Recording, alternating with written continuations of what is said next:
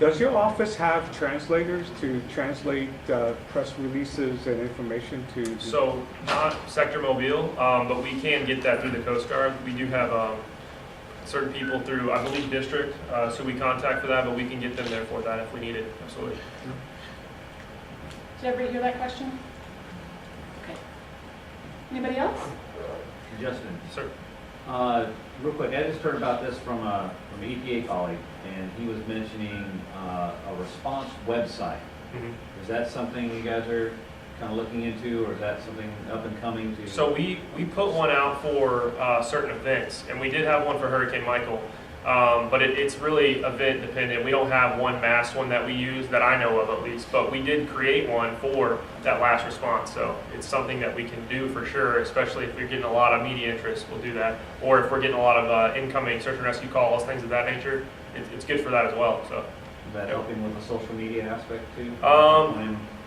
I don't necessarily, I can't really speak to that too much for that last event. It was the first one that I had seen like that. I'm not sure if it helped so much, but I think it helped more for the search and rescue aspect. It just kind of allowed for they were getting so many calls in constantly, having a resource like that allowed it to just be in one database rather than tons of phone calls coming in from the command center. And like I said, we had people coming in on Facebook, so it just crazy stuff like that. So yeah, having a central web page like that, I would say help that aspect of it. And I think it will help media stuff in the future, yeah, absolutely. Was that public or? I don't recall if that was public or not, so sorry about that. Yeah, I guess it's directed to Adam. Have y'all been using more drones for aerial surveillance? Yes, we have. Yeah, we don't call them drones because drones kill people. We call them UASs, unmanned aerial systems, and UXSs because we have underwater ones that we're using a lot more now. There's a group within NOAA that specializes in that use, and so that science is rapidly improving and it's being utilized by larger groups. But within the greater response community, we're seeing really rapid increase in the use. Again, there's some concerns and restrictions associated with their use. I know the Coast Guard has a program now, but I would fully expect that you're going to see a lot more of it as time goes on. And it's really not just for video capture anymore. National Marine Fisheries Service does a lot of that because they want to observe marine mammals in their natural habitat without disturbing them, which gives them an opportunity to do that. But on the oil spill science side, now we're implementing them with all of the sensor packages that have come out for remote sensing. So multispectral stuff, which allows us to maybe go observe oil where we couldn't safely get to, and also enhance our understanding. So yes, absolutely, large and small and everything in between. I can imagine how it's a tremendous great aid to that. It can be, yeah. I mean, the trick is, like with any tool in response, it's understanding what's the appropriate tool for the appropriate thing. Yeah, because weather sometimes is a critical factor in getting, manned planes and stuff out there. Sure, exactly. But you can also fly well offshore in a helicopter where the kind of drone that would require, you're talking about something like a Nighthawk or, something that's hundreds of millions of dollars or tens of millions of dollars, and there are a few up. So really from a smaller observational area that just enhances what people are already doing, not replaces what they're doing, that's really kind of where we're seeing the biggest bang for its buck right now. Yep. You have a question right here? Hey, good morning. What kind of contact are you doing with healthcare agencies as far as for cleanup or for any, who heads that part of? I saw there was a lot of different agencies, but I work for a federal qualified health center that's right on the coast from Battle Battery. And Right. we saw a lot after the fact of rashes, respiratory problems, those kind of things had a big Sure. influx. But we felt like there was no point of resource there, of who to help train our doctors for the exams and for, what they would see. So is there any agency that's actually doing that? Are you, who's that? Anybody, Anybody. yeah. You want to take that one? Yeah, let me start and then you can. Okay, chime in. Sure. So again, going back to the NRT and the RRT makeup, it's the Office of Human Health and HHS. Okay, that's a weird, that's a weird. So HHS is that federal department, and specifically the Centers for Disease Control. They are our initial go-to entity for oil spill response. They have a subset, the Agency for Toxic Substances and Disease Registry, ATSDR, is identified. They work closely with EPA, and they're pretty much co-located in their regional offices, and they are the primary conduit for consultation assistance with the hazardous substances response. They can work together so long as they're talking together, but it all goes to HHS, CDC, ATSDR, have that conversation. Now, what we're working with in the 8th Coast Guard District, and it will grow to be more of a national level effort, is to make sure that in the area contingency plan, we have identified that state health authority, which historically has been overlooked.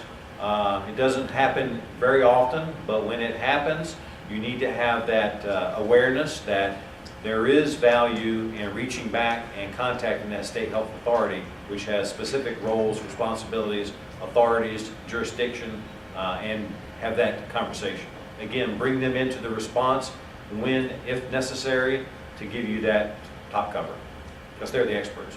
And often there's a lot of federally qualified health centers that are located along the coastal communities. Just those are a lot of our fishing communities. A lot of people live in poverty, and, Right. and I know there's a lot of us that are located. We work a lot with LPHI and different things after various instances happen. But like I said, we treat everybody at federally qualified health centers. We also have mental behavioral components and different things that we're funded for. So sometimes that's not tied into the state, so I was just curious, but we are tied in with HHS, so that. Yeah, I think one of the challenges is, there's the acute part of the spill where we're stood up and we have lots of people engaged in the response, and if it's a really big response where there's potential for human health issues, the FOSC the Federal On-Scene Coordinator will tend to stand up a health unit within the response, and that might integrate folks like those specialists Mike talked about from the federal level and or state and local level. But then the challenge becomes, we go home, the spill's cleaned up, and there's a follow-on to that. And really at that point in time, it has to be absorbed by that local state entity, because there's no other person to take it. It's not that, the FOSC has limited authorities, and those authorities end when the significant substantial threat of harm goes away, right? If you have long-term chronic issues with exposure or mental health or things of that nature, well, that's outside of the purview of that federal entity to do anything about, right? That falls to the state and the locals. So follow-on comment, question to really any of you that would care to comment, but Justin, I know you spoke to some of this, and you mentioned you were new here and had previously served in Alaska and a couple other places. One comment I heard often during the Deepwater Horizon spill was a lot of frustration with local community entities that when they were interfacing with the Coast Guard or other federal agencies, the personnel kept changing. So they'd call the same office, they'd be speaking to the person in the same role, but it wouldn't be the same person. And I know in the Coast Guard, that's normal, but for the community, that can be very unsettling.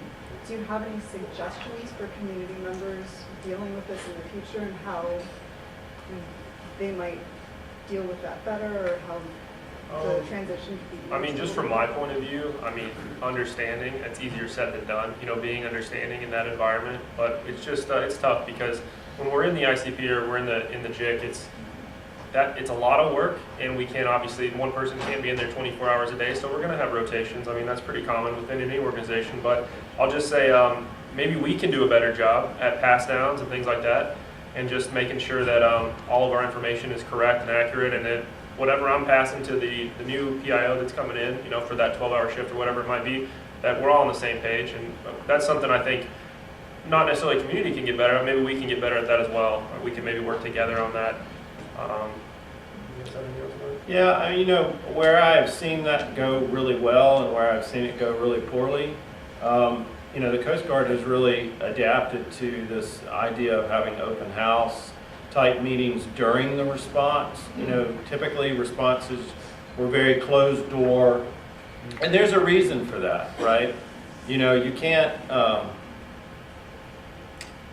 you know, you can best educate literature at that small group within the literature class in the high school. You don't invite the whole high school to come into the literature class.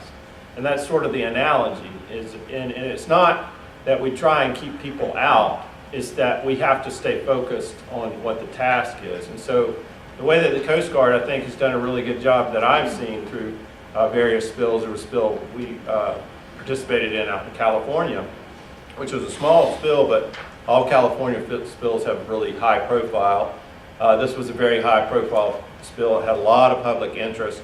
And essentially what the Federal On-Scene Coordinator decided to do was, by day 3 of the response, which is not an easy feat to do, you know, because you're busy, he pulled subject matter experts and technical expertise and the officials within the response into these open house type meetings where it gave the public the opportunity to come in, directly engage, ask specific questions, not just a press conference where we're standing on one side of the desk and the public's on the other, but allow the public to really come in and engage with people in response. And I think that works really well. It's challenging to do, but you know, hopefully we can do more of that in the future. This kind of follows along for any kind of major response effort, whether it's man-made or a disaster, anything that lasts for a long period of time. There's a lot of information that's coming out. One thing that happens, because we're very much a soundbite world right now, is the information gets buried under the next news cycle. So I'm wondering, have you guys looked at any kind of information curation of how you would handle that information for the next big spill or the next big natural disaster so that important information doesn't get buried like it has in the past? That's a great question. Yeah, so that's something we do after every event. We'll have a hot wash. You know, we'll debrief. Lessons learned is huge in the Coast Guard, as you probably know. It's just we take that very seriously. I think most organizations do, but that's a great point. No, it's something that I think we're getting a little better as we go on. You know, every time we have a major disaster, and we get a lot of them here in this area. So it's all lessons learned. It's all how can we keep that information at the forefront. You know, applicable information and the most accurate stuff. But yeah, go ahead. Yeah, I guess what I'm thinking about is you would see community groups get frustrated that they didn't have the information yet. The information had been passed out to Oh, them gotcha. prior. Yeah. So how do you, and maybe, you know, there were shift changes, Yep. maybe people didn't know, like, where do we go to get that information to push it back out again? Right. You know, so some type of curation of that information seems, Yeah. I'll let Mr. Evans take that one. So there's a report called the ISPR, Incident Specific Planning Report. Not just you people at Horizon, because everybody's picking on that. It was 154 pages long, that public document that was put out by a team to write those things that you're questioning about. So there are those reports out there, you just have to ask. oh, I know about the report, I'm just Yeah. wondering whether there's now, is anybody working on a mechanism so that when the spill's actually happening, the public affairs folks and anybody that's getting questions can push that information back out, it's already been prepared. I don't want to steal Adam's thunder, but Noah's really good about posting up everything else going on. Well, and you know, I mean, ultimately, all response-related documents are made public, right? And so maybe your question is more of how do we get to them? Where's that central warehouse? Where's that central repository going to live? And I don't think there is a really good answer, you know, to that question. You know, during Deepwater, EPA did, I thought, a fantastic job of posting every sample that was collected, every result. It was on the Deepwater page.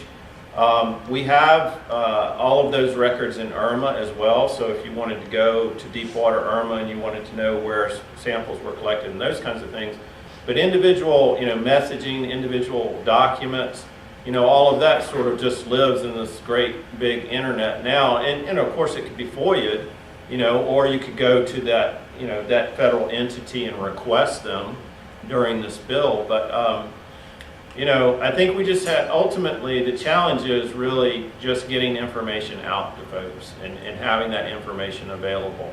And, if I would say if where you're sitting during the next bill, you're not getting what you need, your primary resource is your state agency to go to, because they're represented in Unified Command, and they work for you, especially if you're a local or working for the state, to make that request to them. Put the burden on them to stand up a public-facing web page as well. I've seen now, we see mostly the responsible parties do this. The challenge with that is after a certain amount of time, they're going to turn that off, because having something in perpetuity like that is really challenging to do. All of those records are publicly available. You just have to make the request. So. Okay, I'm going to hold questions right there so we can have a break and go into our breakout sessions. I want you guys to thank the speakers and then